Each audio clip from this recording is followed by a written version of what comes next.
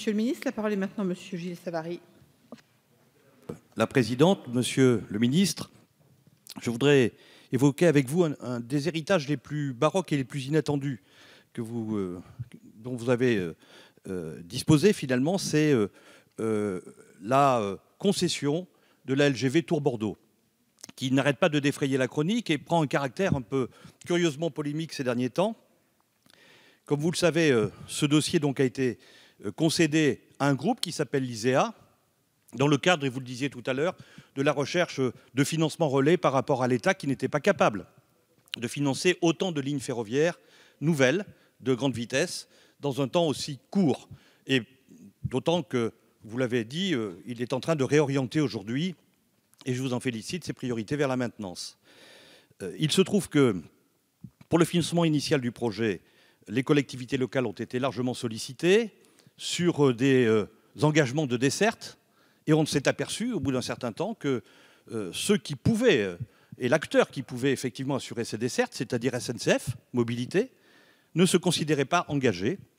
Et donc un certain nombre de collectivités locales ont retiré leur financement, ce qui fait qu'aux 600 millions que doit l'État à RFF aujourd'hui, il y a en plus un manque à financer qui est celui des collectivités locales qui considèrent qu'elles n'ont pas, que leurs engagements, les engagements qu'elles avaient pris, qui étaient des engagements de l'État, n'ont pas été honorés. Mais il y a plus. On apprend, dans ces contrats assez obscurs, que l'ISEA se serait engagé, le concessionnaire privé, sur 36 allers-retours, jours, là où la SNCF prétend ne pouvoir en faire que 13. Je crois que vous êtes déjà intervenu. La SNCF a concédé qu'il pourra en faire 16,5, moyennant une perte d'exploitation de 150 millions d'euros. Ça voudrait dire que le jour où on va inaugurer, eh bien, le nouvel exploitant inaugurera lui aussi une perte d'exploitation par rapport à la situation d'aujourd'hui. La région Aquitaine vient de faire une contre-expertise, expliquant qu'au contraire, la SNCF ferait un profit considérable. Ça veut dire qu'il y a quelque part de la mauvaise foi. Est-ce que c'est chez l'ISEA? Est-ce que c'est chez SNCF dans l'évaluation de ces dessertes? En tout état de cause, elles sont bien inférieures à ce qui avait été envisagé par les élus locaux. Mais au-delà de tout ça, quand on connaît les déboires de Perpignan-Figueras, c'est-à-dire la première grande concession de ligne ferroviaire grande vitesse française, se pose la question quand même du modèle concessif. Et donc je vous pose deux questions.